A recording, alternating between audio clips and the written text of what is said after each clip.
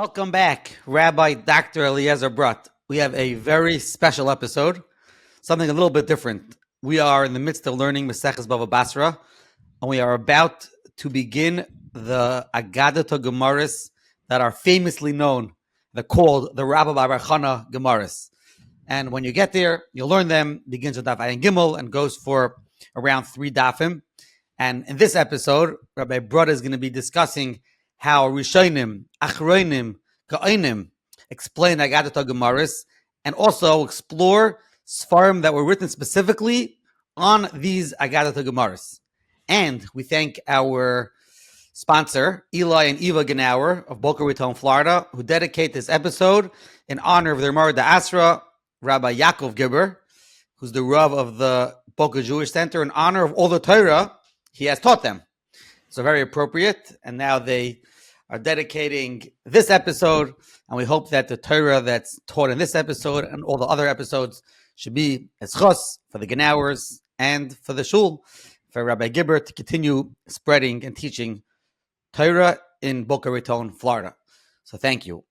Rabbi Brut, how are you today? Baruch Hashem. Okay, so as you mentioned in the Hakdama, when we're talking about Agadah Gemarah in general, and specifically a deep dive into the Rabbah Bar Bar Chana Svarim and what various Parshanim through the generations said to explain these Gemaras. So now, when learning Gemara, every once in a while we get what's coined Agadah Gemarah. Sometimes they're short, sometimes they're longer. Some Masechtas have a nice amount of such material, others less. In Yeshiva, the minig is to skip them. Either you try to break your teeth on them a little bit, you skip them. Reasons simply was it's hard Aramaic, and even after you understand Aramaic, it's hard to understand. Over time, in recent years, the tools such as the Art School Gemaras, both in Hebrew and English, the Mesifta Gemaras, learning these Gemaras on some level has been made a bit easier. Of course, there's still a long way to go. These Gemaras, when one looks around, it's much harder to find Perushim on them. Many of the standard Rishonim and Achronim, which we rely on when we're learning regular Gemaras, they simply never comment on such pieces of Gemara. The question is, why is that? Were these Gemaras learned throughout the generations, and how were they understood over the centuries? A more important question is how to understand them after learning the literal meaning. At times, they're very, for lack of a better word, strange, hard to believe. There's things that seem to be, on our shallow understanding, beyond Teva. They're amazing stories, and they have amazing nisim, which technically could happen, but did they happen? And these are all these types of questions. One such series of Gemaras that sort of has become famous for highlighting these questions is the Rabbah Bar Bar Chana Gemaras founded by Basra, which Daf Yomi is about to begin. Besides, for this series of 15 stories, which is Rabbah Bar Bar Chana is the main person involved in the story, the Gemara continues a few more blot of Agadah. So we basically have close to 3 blot of solid Agadah. Okay, so now as an introduction, a little bit about Agadah. It's a loaded topic like all areas of Torah and relates to so much, including how it works out with halacha, hashkafa, all these types of things. It's well worth to find time to learn this area of Torah on some level. Interesting is the masses in Europe for hundreds of years used to attend, and they didn't go to Daf Yomi Shir. It was before Daf Yomi even, but they went to Ein Yankov Shir, which was they focused on the Agadah Gemarah because they were not really able to understand regular Gemara. Chavis Talmidim writes, he's talking a little later, before World War II. Okay, fine. There's something known as a Bal Agadah. We find already in Chazal something called a Bal Agadah, and the question which is discussed by various people is, were there experts in Agadah, and that they only were experts in Agadah, or they were experts in Agadah and Halacha? These are discussions which we briefly touched on in an episode about the Kuzari. Machlokes we mentioned, I think, about between the Chazon Ish and Shlomo Fisher, but we're not going to go into that right now. First, to briefly, as this is what is very important, just to mention some tools that are out there on the subject of Agadah. First, there's a sefer called Lahavin Divrei Chachamim, which was put out by Professor Yaakov Elbaim, and this is an excellent work where he collects primary sources from Ga'inim and Rishonim until the Tkufas Ramchal on this topic, and what he does is he has an excellent overview of each piece, and he annotates each piece with tons of notes, giving you the background of everything, and it's a very well-worthy piece of work if one wants to see the story of Agadah throughout the generations through the Gedolei Parshanim from Ga'inim and onwards. There's another work from Moshe Philip, who's famous for putting out the Gra Mishlei, many works on Rashi. So he's put out a work called Me'ein Chosam, Sha'arim Lagadas Chazal. He has Askama from his Rebbe, Reb Shlomo Fisher, and which we'll mention in 1 second. But basically, what he does is he starts from Chazal and goes to current day Chazanish, Revolbi, and others, dealing with everything in between from Gainim and onwards. Quotes of the Gedolim throughout the generations, how they deal with Agadah.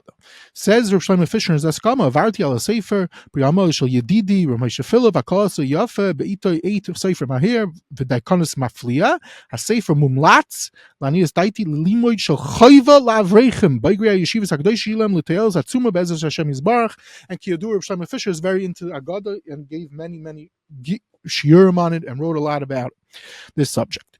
Another article, very important, it's really a sefer, but it's a massive article from Professor Lipschitz, which was published in Shnaton Mishpat Ivri. He also sets up the sugya very well. In more recent years, there's an English book. People always like English. So we have from Rabbi Wiederblank, published by Korah and NYU, volume 2 of his series, Illuminating Jewish Thought. It might be it's volume 1, but this volume is Illuminating Jewish Thought, Faith, Philosophy, and Knowledge of God. He has impressive askamas from Rav Lapiansky, Rav Willig, and others, and he brings down primary texts of the Gedolim throughout the generation, and he deals with it, he discusses it, he brings down the Lashonis, translates many of the primary texts into English, also a very useful tool. A classic work on this that many people have looked at over the from all walks of life is the Moritz Chias. He has a Chibur Mavel Talmud.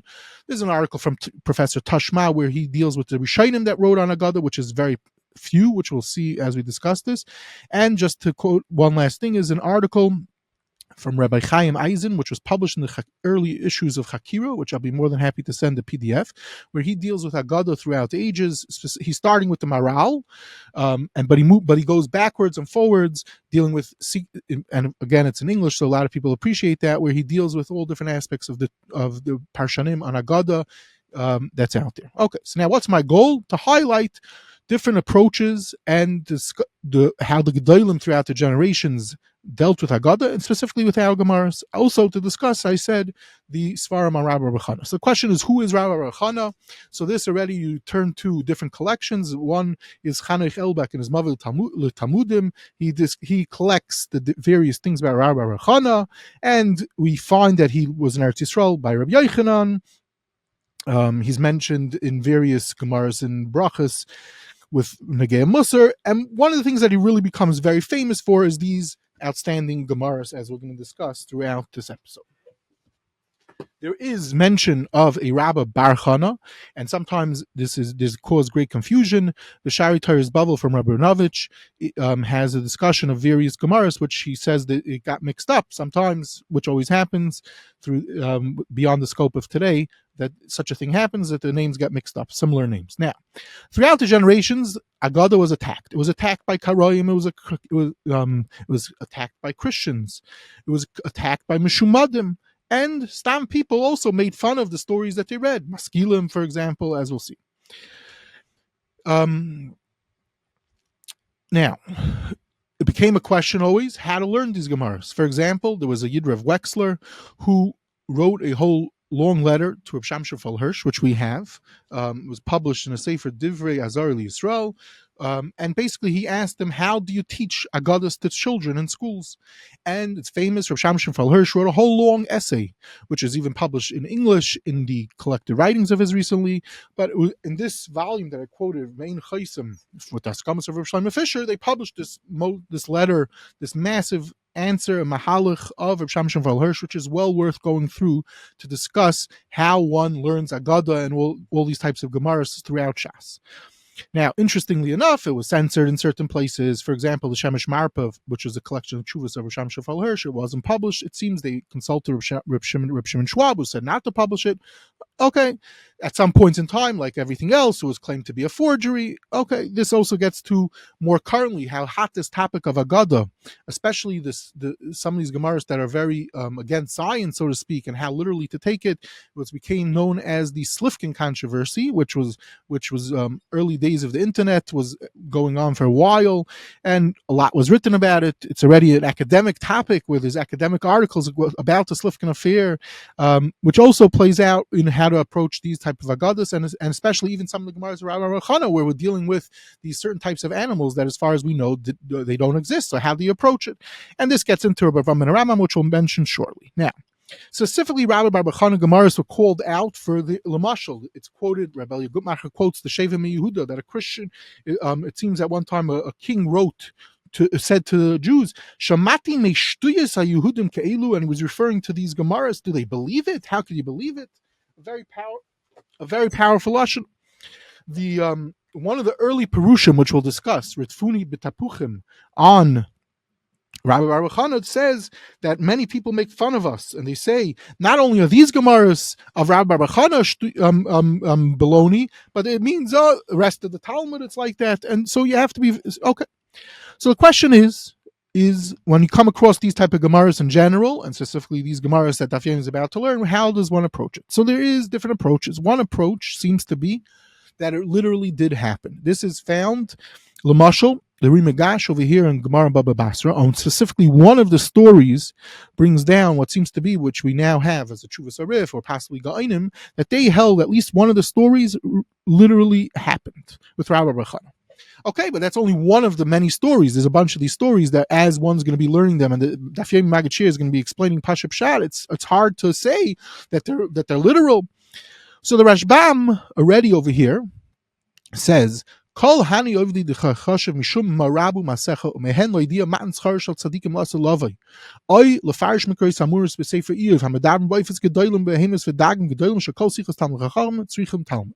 So what's assumed is the Rashbam seems to take some type of literal approach to these Gemaras, and because of that, later on in the Kufas of Tzvas, that Rizal, Beis Yosef, there was a very chashuv Yid, Rabbi Yosef Ashkenazi, known as the Tana even, beyond the scope of our discussion, the story about him, but in a pulmus that he had, that he also, based on this Rashbam, it's possible that these stories could be understood Pashup Pshat. The Marsha, who, in general, when one learns Agadah, we know the Marsha breaks grounds because he is the most systematic, basically the most systematic work on Agadah that they had through the generations. Because as we're going to see, the Maral was not around.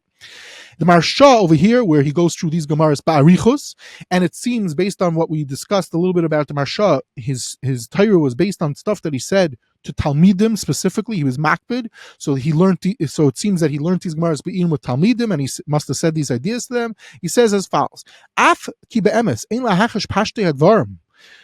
So, but yesh kan dvarim b'goy, that there's deeper stuff going on, and then he also elaborates to explain the sidus that are going on in these Gemaras through his Mahalach. But what he seems to be saying, that there's also a pashtus understanding of this, which is based on the understanding of the Rashbam. And so too, the In Yankiv on the In Yankiv from Yaakov Reisher, he brings down the Marsha, he brings down this, and he says, even though you might think that these, he says it's ke'ein deraisa she'ein mikra yotzei midei pshutai.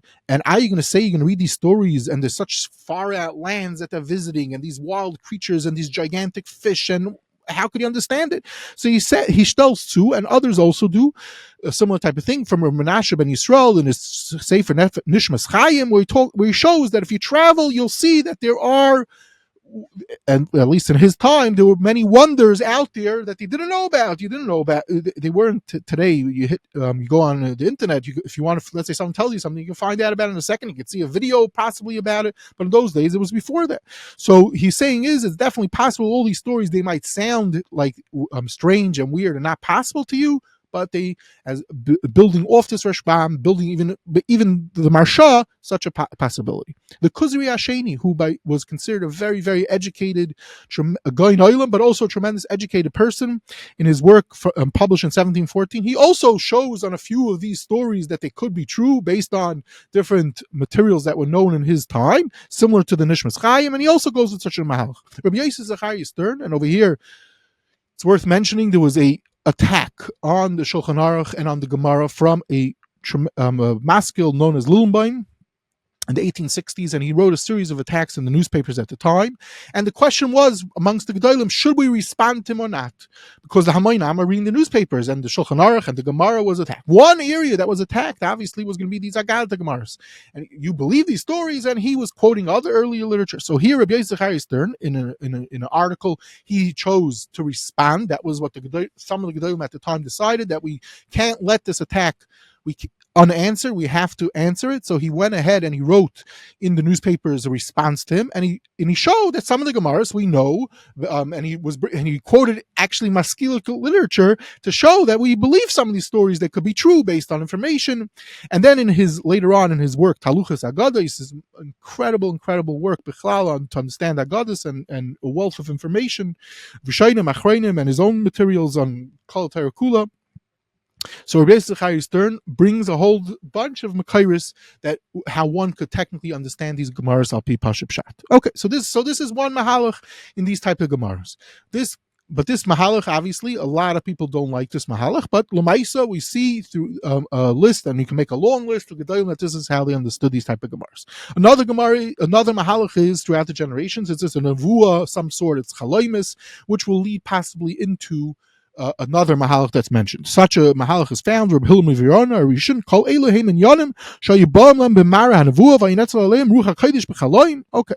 The Ritva, which when we spoke about the Sfarim HaMasechtas Baba Basra that came out from manuscript in recent years, in 1950s, finally Klal Yisrael was zeicha to the Chibur of the Ritva. So Lamaisa, these pieces on the he has a whole arichos, not arichos, but at least he talks about it. I mentioned most of the Rishonim don't say anything about these Gemaras. He does talk about these Gemaras, and the pieces on Agadah Gemarah was quoted from manuscript by the Baal in Yankov in his Pirish on his Yankov. But what he says is, he begins out, Yesh b'maisi shebeperek zeh en yanim zarim lebnei adam lefisha loy hergelu behem vein dvarim kroivim oid lehayodeim betivam kinin gadol hadagim shebeyam vegadol serim galiyam v'yesh gam maisi zelu in yanim nirmazim. So he's saying there's two nekudas. Shaloya nirm lam b'mara zayin el b'mara chaloim. They see what happens is when they travel on the water,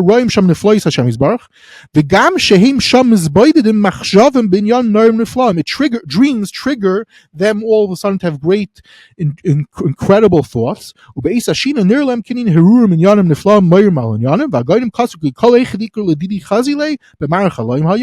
basically is that it triggers when they travel, such as Rabbah Bar Bar Chana, when he traveled, great ideas, and that's how he understands the Gemara. Okay. L'maisa, the Ritva, this Mahalach of the Ritva was already in the Shas Vilna. They published these pieces in the back of after the Maram Shif, and as I mentioned, the Kaisif and the Yaakov, the Baal in Yaakov, he brings this Mahalach of the Ritva down. Fine. There's another Mahalach by prominent people, Lamashal in the Tshuva the Rajah. There's a Yedidya Pnini. And he says that it's milsa de b'dichusa. Many of these Agadah Gemaras, Avada, are not literal. They're not true, but it's a middle of learning, the Kaivid ha'iyun ha'amel ha'girsa. So they would throw in every once in a while something nice, light to wake up the crowd, so to speak, as we'll see. Rashba says something similar to this also. Reb David Adarshan, in a chibur that he wrote, which was how to explain drashas, also went with such a mahalach. And what I'm saying is, these two gedolim are saying it for the Gemaras of Rabbah Bar Chana, that you don't have to come on to chaloimis of the Ritva, or that it's al pi Pashut Pshat. It's not true. It was just like to say a Geshmaka story to get the olam awake. Okay.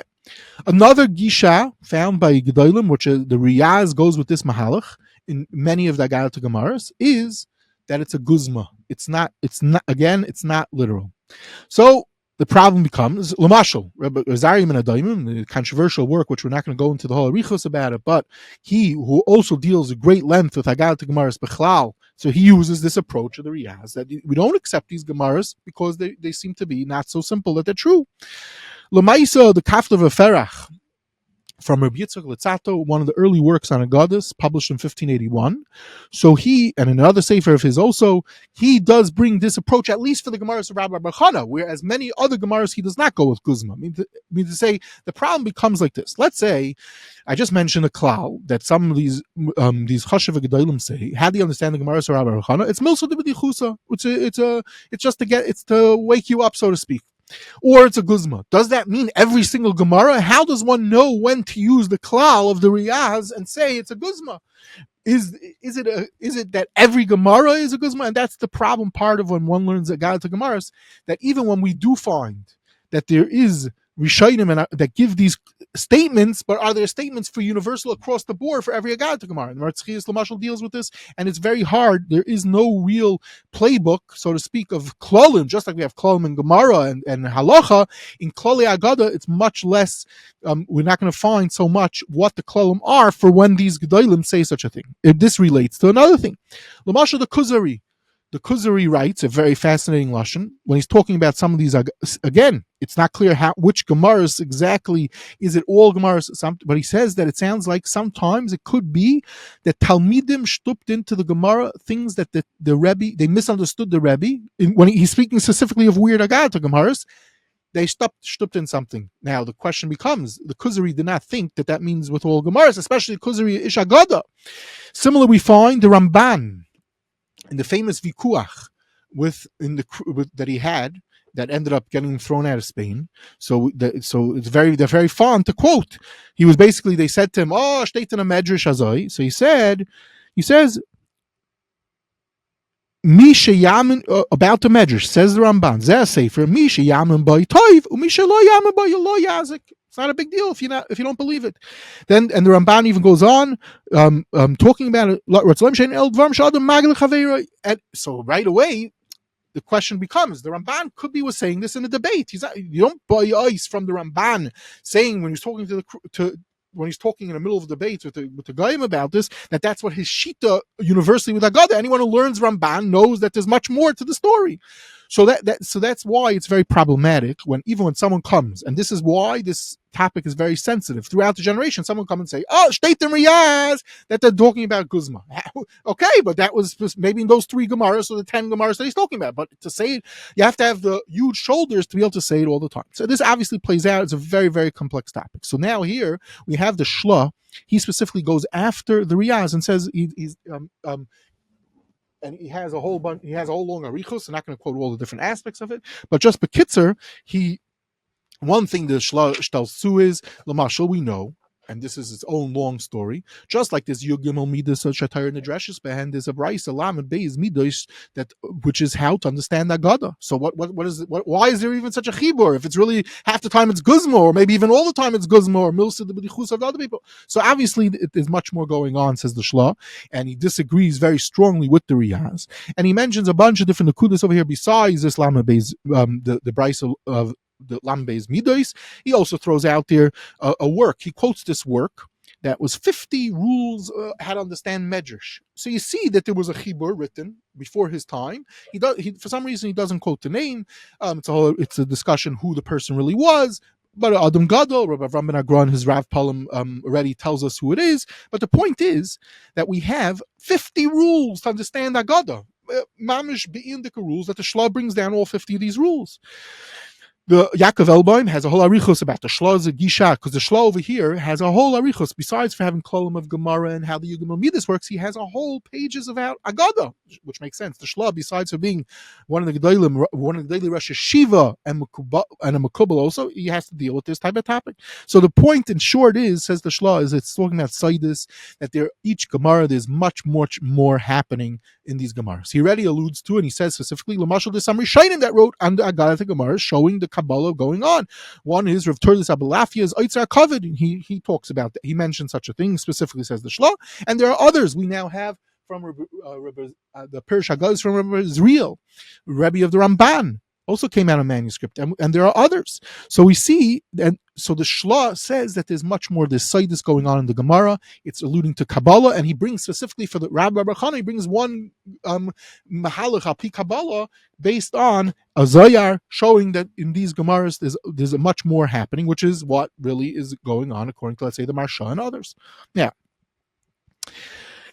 it also, once we get to the Arizal, which we'll see with the various Svarim, that also is what's happening. Now, the Baal Pardes Rimainim, one of the Rishonim who wrote one of the earliest works we have systematically on Agadah Gemarah, he says that a similar, again, not he's before the Shelah, but it's a similar type of concept that these Gemaras allude to something. Chazal were trying to hide something from the masses.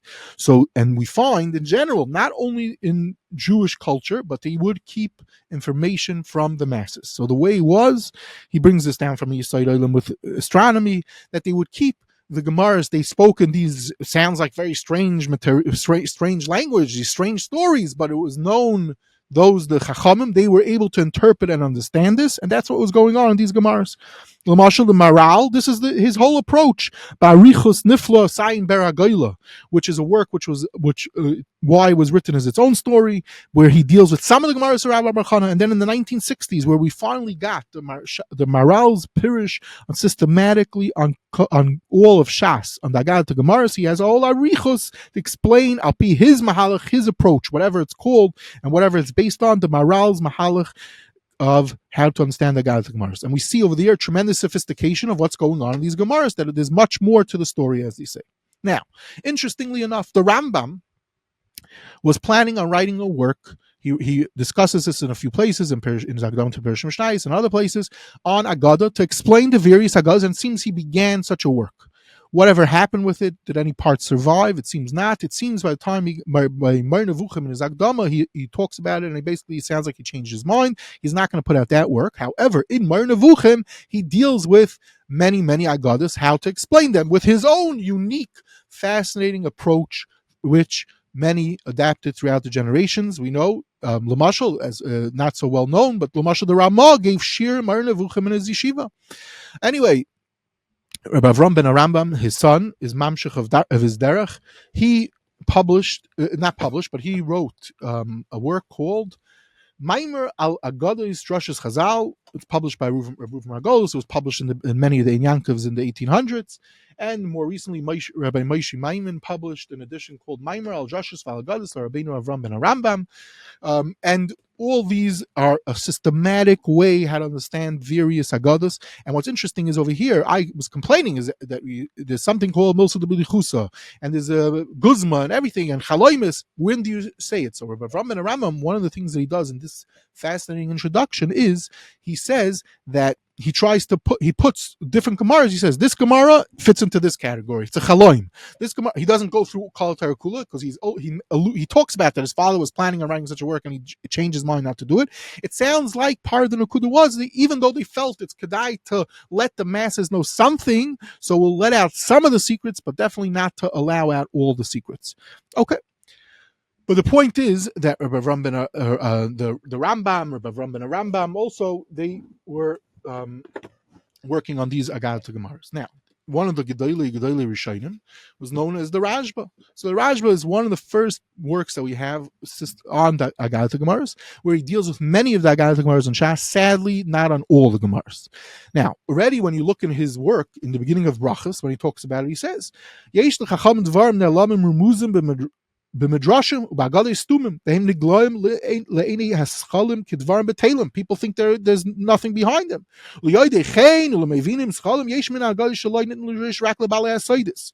And throughout his work, basically, the Rashba sometimes shows his philosophical ideas, and sometimes it's a Kabbalistic thing. He was a big Makubal, and he shares with the Tzibur, whoever the audience of the Perish Agadas was, sometimes through some of the Agadas and Shas in his incredible work. One time he writes, it's Lashon Amoik, Lasivis Rabbis, sometimes it's Pashab Shat, and sometimes it's trying to keep something from the fools. All types of fascinating Lashonis throughout his work. He quotes the Rambam, sometimes he says this Pashab Shat. Anyway, one goes through the Rashba and the Chedush Agadas. It's unbelievable what's happening. You get to see, you're treated to some of the Gemaras. And Lamashal and Baba Basra, as I said, it's not only the Gemaras Rabbah Bar Chana. After the Gemaras Rabbah Bar Chana, the Gemara Daf Yomi will be continuing with also is another few blot of Agadah Gemaras. So here we have 20 pages of the Rashba, how he understands some of these Gemaras. So sadly, we don't have how the Rashba understands the Gemara of Rabbah Bar Chana, but we have in Baba Basra something like 20-something pages of the Rashba Kedai to see. Not that one really will understand it. I'm sure some people will, but it's unbelievable just to see what's going on over here. Okay. Now, just to mention two other pratim, and then we'll get into the actual works on this topic. Similar to this, what the Shelah and all these Mefarshim are saying, whether it's the Rambam, whether it's philosophy, whether it's Kabbalah, that there's much more happening, this side is going on in this Gemaras. So I will quote Rabbi Shlomo Zalman Auerbach. What did he do? He used to, when he got up to the Agadah Gemarah, So he wouldn't skip it. He would read it. This is a recording of someone says what happens when they got up to in Pesachim, they're learning Agadah. He says, Asr l'dalig al zeh. And he gave, without skipping, he read the Gemaras word for word. And once in a while, he would explain something. At one point, he says like this: Yesh dvarim rabim sheinenu that we don't understand, but it's Gemara, and you don't skip it. And he goes on, and then he says, Rav Shlomo Zalman said, Kol shura b'Gemara kedusha zare Gemara, even though shanachnu lo mevinim ma she'omrim. Okay, he goes on, and he kept on saying this type of thing. It's Chazal. Now, at one point, he said, "Vada yesh tzeides b'chol dvarim elu." Even though we don't understand these stories, fine. Then he said, he stopped and he said like this: Shamati, that one of the gedolim, he was asked, "What's pshat in these gemaras?" So the gadol gave him an answer that he was referring to at that point in time there was a war between Germany and France, and it seems that there was different emblems each group had. One was a eagle, one was a lion. And so in the newspapers it said that the lion won over the eagle. Now, if someone today is reading that newspaper article and reads this sentence, the lion won over the eagle, he has no idea what's going on. How does a lion win over an eagle? However, in that period of time, everyone who was reading the newspaper, they knew what it was. They didn't even explain. It wasn't a remez. It was the lingo because everyone knew that. So he says like this: in the times of Chazal, everyone understood the remazim behind this. Over time, it was forgotten. So these mishalim, it's not stam random mishalim based on baloney stories or anything. They were specifically, says Reb Shlomo Zalman, based on this story that you heard from the Gedolim. Who is this gadol? He doesn't say who it was, but it turns out in the fascinating work, the Mechitzasam Shal Gedolei Adar, originally published in Yiddish, Gedolim von unserer Zeit, from Yaakov Mark, so who knew Rabbi Yisrael Salanter well. He heard this from Rabbi Yisrael Salanter.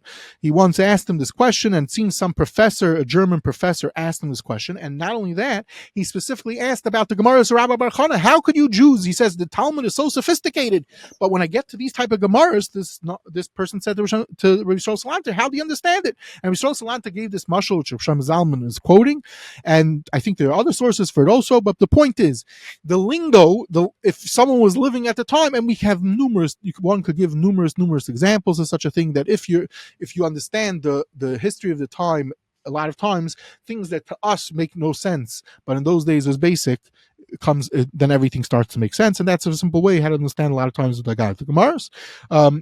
And one other point is, it's similar to mashal. So the Toldus Adam from the Maggid of Vilna, he has Al Arichos, where he has two prakim dealing with Agadah Gemaras Bechlal, and he quotes, without saying the name, a whole piece from the Netzach Yisrael and the Sugyos and Baba Basra also, where they talk about that there was different in that period of time, in the time of Chazal, there was basically two levels of people. One group of people were tremendous Talmidei Chachamim, and the masses were Mamish Amaratzim. There was very few people in the middle ground. That's what this person claims.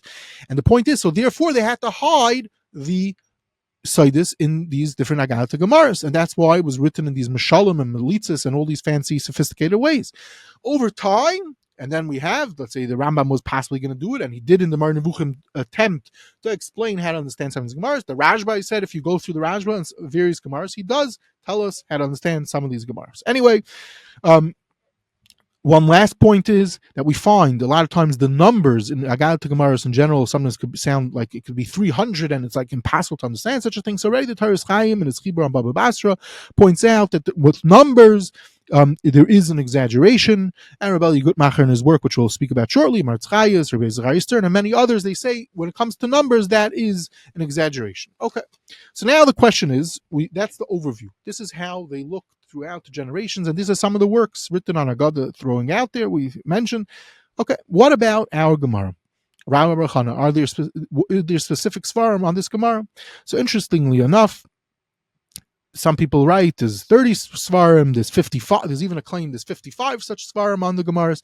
The exact number has not yet been confirmed, but there are many such svarim on the Gemaras, and I will mention briefly some of them and highlight some aspects about them. First, but one last point to say in general about these svarim, as I learned through various svarim that were written specifically on the Gemaras of Rabbah Bar Chana, overall comment I would say is like this.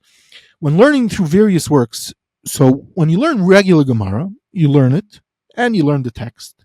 Then you have Rishonim, they raise issues, and everything goes from there. Here, after you know what the exact words, let's say you sat down with ArtScroll or Masifta or whatever it is, and you know the exact story, you're still in the dark.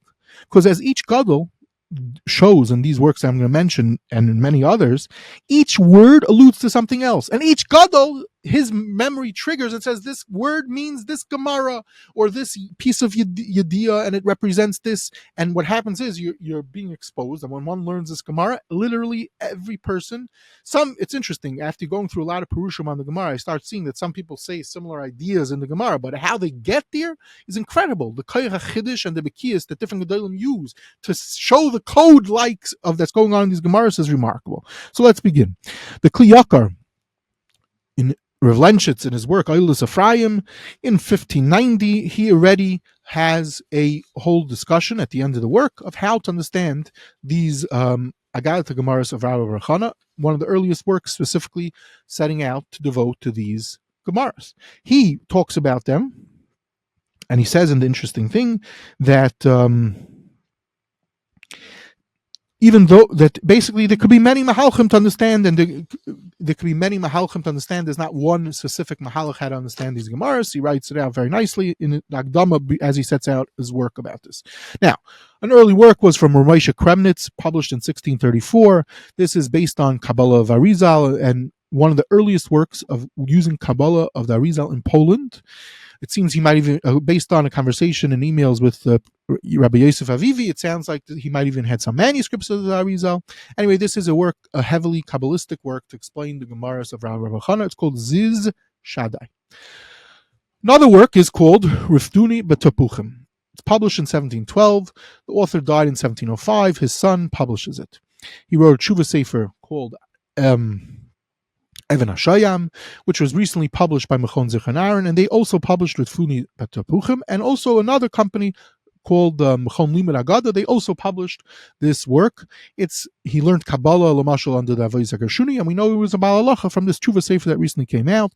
There's a lot of Kabbalah going on in this work also, and a lot of interesting things one could learn when seeing how he goes through these Gemaras. Another work was called Maisa Rav from Ramosha ben Yamin Mibavel.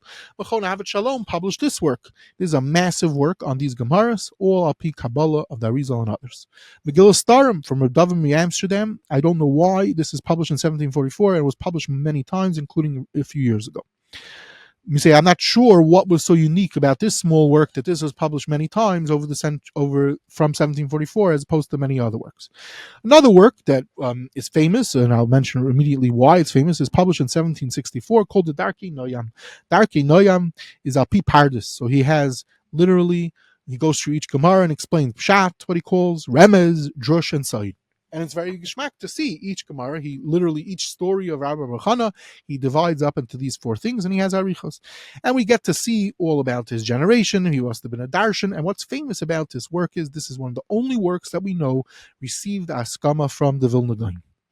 Okay, therefore, it's famous. What does that mean? It means is a lot of times it comes up if you search on the internet in various antique auctions. They sell the book. Why do people want to buy it? Specifically not because of the content, which is amazing, but because it has askama of the Vilna Gaon. In recent I think it was last year, a new edition came out of the work, and I just got an email about a few days ago. A new edition probably has to do with Daf Yomi is coming up to, so the guy decided to finally get it out. It sounds like he was working on it for a long time, and he brings down that his father, Reb Devir, who is supposed to be a tremendous Talmid Chacham, and also an Ish Agadah, a Rebbe of Rev Tzuriel that was nifter recently, and basically Reb Devir said if one wants to learn Agadah, how to learn Agadah, so you don't have the Rishonim. He said you learn the Darchei Noam and you get to see how to learn Agadah. And of course, people are fond to say, look, the Gra gave askama to it, and the Gra didn't give askama to too many works. Okay, the question is what's going on in this work? What's so unique about this work? This is a discussion various academics have spoken about in their writings. It's not for now. Another work, which also deals with some of the Agadahs of also an Ish Vilna, Rabbi Yehuda Horowitz, An interesting person. In his Drush Chibur called Amudei Beis Yehuda, he has a few pieces in the back about various Gemaras of Rabbah Bar Bar Chana. And in recent years, they have republished his works. The question is he a maskil? Is he not a maskil? Does he predate maskilim, etc., etc.? Possibly even had a work of his that had Askama the Gra, which we don't have, but okay. There's a work, Evan Shayam, from 1772, which also deals with many of the Gemaras, has Chashav Askamas. Fine. Now here is a work called Binyamin Amar. This is from Reb Zev Wolf Boskovitz, the son of the Machzah Shekel. This was a great, great Gaon, alive in 1740, and he dies in 1818. He was a tremendous Rosh Hashiva. He's famous for being the son of the Machzah Shekel. But we know that he was not only an expert in Kol Terakula, regular learning, but he was an expert in Drush, in Agadah. From his tremendous Chibur Maimer Esther, where one could see the beautiful Haskama that Chassam Sofer gives. Now, Lamaisa, his work on Rabbah Bar Bar Chana, where he systematically goes through the sugyas of Rabbah Bar Bar Chana very, very carefully, was only published in 1905. Now, just to mention two nakudas with this person, with this great, great guy, and I happen to be extremely, extremely fond of his Drush Sefer Maimer Esther. But this work, the Binyamin Amar, is heavily based on the Mar Nevuchim, which is fascinating to see. There's unbelievable gadol, and you see that his work, we see, which not always do people appreciate or know, are aware of, that there were many gedolim that were experts in the Mar Nevuchim. And here we have this person. The whole Chibur is heavily based on philosophy and the Mar Nevuchim of the Rambam. Now, and not that the Rambam explains the Gemara of Rabbah Bar Bar Chana, but using materials from the Mar Nevuchim, he plugs this in and he's mechadish weiter into the sugyas. Now, Bichlal, he was an unbelievable amkin of mechadish. We know this from his work. He wrote a massive work on the Rambam. Incredible, incredible work. It's still a manuscript today, but parts have been published. Mada, Ahava, and Zmanim, each one is better than the next. Incredible, incredible Tyrus. There's nothing he's not oimed on, Mayrich, but he deals with everything, Kayach HaChidish, etc., etc. And as you can see, I'm fond of him. Now, next is a Sefer Amud Shachar. This work was published in 1789 by a Yid Reb Shimon Oppenheim. He publishes this when he's young. It turns out he's a Talmud of who? Reb Zev Wolf Boskovitz. It seems right afterwards another edition came out. This work is also into philosophy a lot. In his work, he deals with Copernicus. And the question is, why is there two editions, one right after the other? It seems that he got in trouble. Maybe even the Night Yehuda was upset about this Sefer, but he actually did not publish it. His Talmud published it. There's a whole story going on about this Sefer. Not for now, but this year was a tremendous year. He had a massive Arichas Yom. He might have lived over 100. He was a Rav in a few different places, and he was a prolific Mechaber and a Paisik in all different areas of Kol Terakula. Okay. There's a Chibur from same time, 1789, from a Rabbi Yamin Rappaport called Gvulas Binyamin. So what so far you can obviously see is I'm listing out already 10 Svarim, and there are more that are written from the 1700s and onwards on this Gemara. Comes along 1800, just a few years after the Gra is Nifter, and the children of the Gra publish one of the first works of the Gra is they publish this work. Okay. Of course, there's the fascinating introduction of Reb Chaim Volozhner and the children of the Gra, where they talk about their father in the various form that they published. So over here also, it's incredible to see how both Reb Chaim and the children of the Gra talk about the Gra. And David Kamenetsky talks about this work. It seems it could be we even have it's possible we have a page of this work in the handwriting of the Gra in Hebrew University. He deals with that. There's other piece of information over there on what we might be able to learn from the Gra in general. And Rabbi Aaron Feldman wrote a book in English called The Juggler and the King, where he explains this Sefer of the Gra into English, and he builds off this. And you see that the later, some of the later people that were Isaac in the Sugyas of Rabbah Bar Chana from the 1800s onwards, their starting point is the Gra. But the Gra only talks about a few Gemaras, like everything else. There's a bunch of editions. So recently a nice edition came out with Tziyunim and Biurim from a Reb Simcha. Hold on. I think, okay, I can't find his name. Simcha Fachtman. Okay, so this Yid, he published a very nice edition where he shows, because the Gra alludes to his other writings. Okay, fine. Emes Liakov, this is from the Nesivis. So the Nesivis wrote a work on Agadah, and he deals with the Gemaras and Rabbah Bar Chana. There's also very important work in general for Agadah. Evan Shaya, but the thing I'm trying to over here is mostly Svarim, they're only written on the Gemaras of Rabbah Bar Chana. So you see, it's basically came that this blot, so to speak, or maybe even less than a blot of Rabbah Bar Chana, sparked unbelievable amounts of chiburim on it. Evan Shoyam looks less Kabbalah, interesting chibur. Then there's a chibur, which is a fascinating work on Kabbalah, on Agadah Bechlal from Rebel Yushik, published in 1869. Today it was recently republished a few years ago, 4 massive volumes. He has a beautiful amount of literature on the Gemaras of Rabbah Bar Chana. Just to mention a few more svarim, and then we'll conclude. Number 1, Rabbi Ezel Charif, the great Litvish Gaon genius. I don't even have words to describe him. Baal Noam Yerushalmi. He wrote, amongst his chiburim, was a chibur on this Gemara of Rabbah Bar Chana called Mar Be'itza. I tried to start learning it and read a bunch of pages, and it's like your head spinning. He literally takes you on a tour of Kala Torah Kula. Any word triggers by him, Gemaras everywhere, Bavlis, Yerushalmis, Midrashim, and somehow he gets back to the Gemaras of Rabbah Bar Chana, goes off on a tangent, says a whole vart, and all over the place. Lumdis, Agadah, he deals with he rather uses the Gra. You're being ping-ponged all over the Kala Torah Kula, Mamish, with this great gadol, who that's what everyone knows he's famous for. There's a Chibur Tikvas Aniyim published in 1872. It gets beautiful haskama from the Dayanim in Vilna at the time. And this work, interestingly, is based on he uses historical events, including Tach V'Tat, Shapsei Tzvi, to explain the various Gemaras of Rabbah Bar Chana. Skipping to another work in 1889, he bases his Mahalach to understand the Gemaras of Rabbah Bar Chana on the Yugimel Ikrim and the Mar Nevuchim. Okay, now, then, just to say a few words about this parish, and then we'll conclude with 3 other Purushim. And that is like this. That was Menorah Spetzala, published in 1889. Okay. He also gets Chashav Askamas from various Gedalim. Now, in 1873, R Eliyahu Gutmacher publishes a work called Tzafnas Paneach on the Gemaras of Rabbah Bar Chana. This is an incredible, incredible work where he systematically goes through the Gemaras. And again, if one wants to learn how to learn Agadas, this is a work, because he plugs it back into the text, into the words. He's dealing with the Rashbam for each piece, and he shows where he's coming from, how he understands the Gemaras. It has a beautiful haskama from the Shelah Meshiv, and the Shelah Meshiv mentions we have the Chibur of the Gra. Okay. He publishes this is one of the only works he publishes in his lifetime, although he was a prolific writer, after his son was Nifter. Okay, in his Agdama, he has systematic different aspects over here, how to learn Agadah. Okay, very important. Now, just to mention 2 things from this work, which is as follows. In the beginning, he has a whole arichus dealing with if one could curse an enemy or a rasha. And he plugs us back into the Gemara Rabbah Bar Chana, and he deals with the sugyas and kameyas, showing that there was such a thing that people would daven to that their enemy should die, and he deals with the parameters based on the sugyas and brachas all over. Mamish, incredible materials about if someone has an enemy, lo yaleinu, a guy specifically, or Klal Yisrael today, it's very nageya, what to do when one's allowed to daven, etc., to get rid of this enemy. And he plugs us back into the first few, more than one mimer in this Gemara. Okay. At the time when I first learned this, I did not understand what's the background. It sounds strange. Okay. Now, with that, we go to another piece in the Sefer, where he also deals with something to do with Kabbalah Maisis, that there's such a thing to learn Kabbalah, and then there's a chelik in Torah called Kabbalah Maisis, and he's very anti-using Kabbalah Maisis.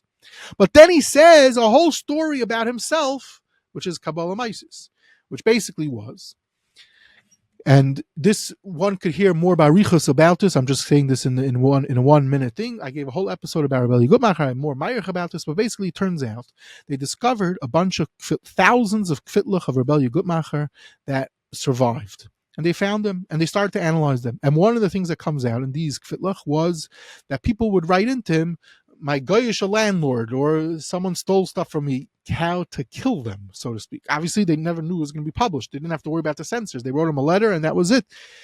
Whatever, maybe in Ramazim. So now it's interesting, that could relate to the first thing when he's talking about the sugya of when you have enemies, davening for their death, etc., which, as I said, today is very relevant. Now, the Kabbalah Maisius is why people were writing Kameis in the first place. It turns out, and we know that he was getting thousands and thousands of Kameis. I said 7,000 survived. You have to understand there's no Kameis that survived for any Rebbe. And he's not a Rebbe, as I said, even though in recent literature, I've heard from people, they call him a Rebbe, but he was not a Rebbe, nothing to do with the Rebbe. He's a German Talmud Chacham, Talmud Muvik, by possibly by Rabbi Akiva Eiger, who's Ish Kabbalah. So what happened was that his whatever you want to call it, city, I wouldn't call it a city, but basically they were getting nonstop Kvitlach. The post office complained from the amount of flowing of it backed up everything. So he wrote to people, "Why are you sending it to me? There's no reason to send it to me. I'm not about Moifis, nothing." But people didn't listen. They just kept on sending. Anyway, this is not baloney stories. You could read about this in the newspapers. I seen the newspapers of the time where it says this. He put in ads. Stop sending. Now he writes. And again, when he's talking about the Kabbalah Mises, what happened? Basically, this is how he becomes famous. Someone brought a sick kid. Possibly this kid was infected with I guess, lack of a better word, debuk of some sort, and he didn't know what to do, etc. Eventually, after staying in by a while, the kid's cured, and now this is not a Rebbe Shemaisa that possibly someone who might have been there says over a Maisa. This is R Eliyahu Gutmacher publishing in his lifetime a sefer, getting askama from the Shelah Meishiv. It's in this sefer. He's writing about himself against a Maisa Kedai to see in Maimer Test of his Chibur Tzafnas Maneach. Okay, and we'll conclude just to mention 3 other Chiburim. One is Rav Kook wrote a Chibur on the Gemaras of Rabbah Bar Bar Chana, fascinating Chibur. He wrote this when he was pretty young, but even then we see him being Isaac in Kabbalah. And Rabbi Noam published a book called The Legends of Rabbah Bar Bar Chana, fascinating in English. If one wants to be able to understand some aspects, there are possible one could understand, even without a proper background, Kabbalah could understand some of the Nakudas of Rav Kook. Professor Yehuda Mirsky in his book on the Rav Kook deals with a little bit, giving you some insight into the background of Rav Kook's work. Another work we'll just mention is the Palgei Mayim from Chaim Hershenson, his own fascinating, interesting person, and we'll conclude. Just now, a few days ago, the great Makubal Bal Machshava, amongst many other things, was of our generation, was Ramesha Shapiro. So Ramesha Shapiro gave Shir and Agadah Gemarah. He was the world expert of the Maral, and he gave Shiurim systematically on the Gemaras of Rabbah Bar Chana, basing it on the Tyrus of the Marsha, the Gra, and Pashup Shat, without anyone having to understand say this, the Maral. So it seems some of the shiurim were published in Yeshurun volume Lamed Zayin, and just now, literally in time for the loimdim of Rabbah Bar Bar Chana Gemaras, a almost 600-page work comes out from Rabbi Cheskel Hartman, available in stores in Eretz Yisrael. I imagine it's also available in America. And these shiurim are transcribed with footnotes. One can learn and see. Again, I don't know how much one could necessarily understand, at least me, I'm speaking about myself. I've had many of the listeners and Rabbanim could understand these things, but when one learns, let's say, the Shiurim of Ramay Shapiro, you get to just see what's going on, the Amkus of Chazal in these Gemaras, etc., and obviously there's a lot more to say, but we're just trying to keep it to this time. So these are some of the stories of the Svarim on the Gemaras, or the Mahalchim of the Agadah Gemaras in general, that are out there. One should maybe learn a little bit when you learn these Gemaras now. Incredible. So you mentioned Rabbi Cheskel Hartman, who just released the Nechusa Yama.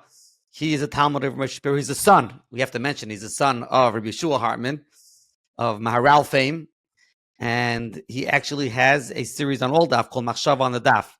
He's a prolific Talmud Chacham. It says many shiurim, but this specific shir is something unique. Machshava on the Daf, where he shares on Old Daf of Shas. Interesting thoughts, I think primarily from Ramesha Shapiro.